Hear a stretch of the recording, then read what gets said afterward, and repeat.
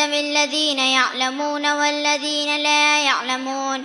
وقال رسول الله صلى الله عليه وسلم فضل العالم على العابدين كفضل القمر ليلة البدر على سائر الكواكب أو كما قال عليه الصلاة والسلام.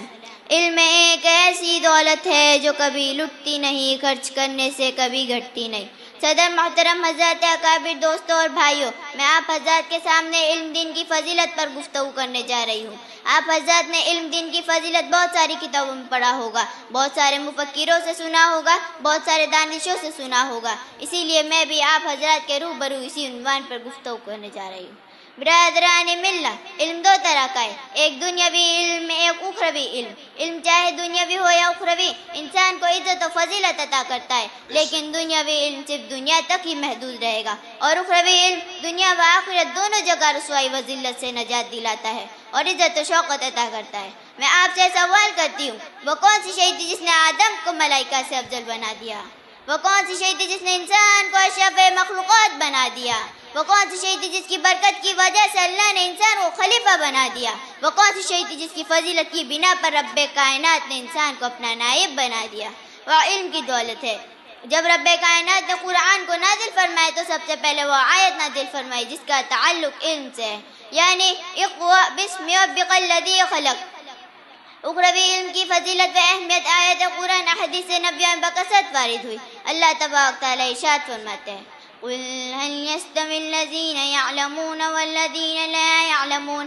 اے محمد، آپ کہہ دیجئے کہ اہل علم اور اہل جہل یکساں نہیں ہو سکتے، جس طرح توحید اور شرک یکساں نہیں ہو سکتے، جس طرح ہدایت اور ظلم ایک جگہ جمع نہیں ہو سکتے، اسی طرح اہل علم اور اہل جہل برابر نہیں ہو سکتے.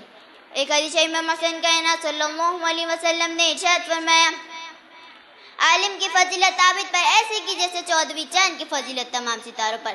حضرت عبداللہ بن عباس فرماتے ہیں کہ دوسرے معمروں کے مقابلے میں اہل علم کے 700 درجات زیادہ ہوں گے اور ہر درجوں کے درمیان مسافت 500 برس کی ہوگی. برادران اسلام، لیکن آج کل کے دور کے مسلمان اپنے بچوں کو اسلامی تعلیمات سے دور رکھتے ہیں اور کم سن بچوں کو افرنگی تعلیمات دیتے ہیں. یہ سب شیطان کا فریب ہے. وہ شیطان مردود جس نے عہد کر دیا کہ بنی آدم کو جہنم پہنچائے گا، وہ شیطان جو ہمارے دین و اسلام کا دشمن ہے، وہ شیطان جو ہمارے کلچر کا دشمن ہے، وہ شیطان جو ہمارے ایمان و اخلاق کا دشمن ہے، یہ شیطان ہمارے ازلی دشمن ہے. اپنے خوبصورت اور رنگین جال میں پھنسا کر ہمیں تعلیمات اسلامیہ سے دور کرنا چاہتے ہیں.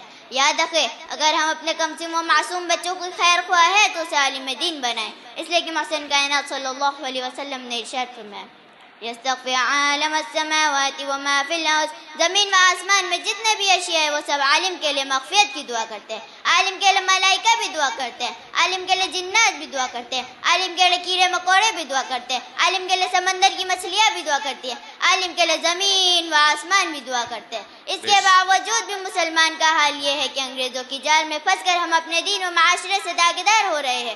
چاہیے تو یہ تھا کہ ہمارا دین صحابہ کے دین کے مانند ہو، ہمارا معاشرہ صحابہ کے معاشرے کے مانند ہو، ہماری تہذیب مسلمانوں کی تہذیب ہو، ہمارا کردار صحابہ کے کیریکٹر کے مانند ہو، ہماری سوسائٹی اسلام کی سوسائٹی ہو. لیکن سب کچھ اس کے برعکس نظر آتا ہے. کسی شاعر نے کیا خوب کہا ہے، سمجھ میں کچھ نہیں آتا دنیا کا حساب الٹا، سمجھ میں کچھ نہیں آتا دنیا کا حساب الٹا، نصیحت کی جائے جس کو ملتا جواب الٹا. وما علینا الا البلاغ. السلام علیکم. ماشاء اللہ، بہت خوب، بہت خوب.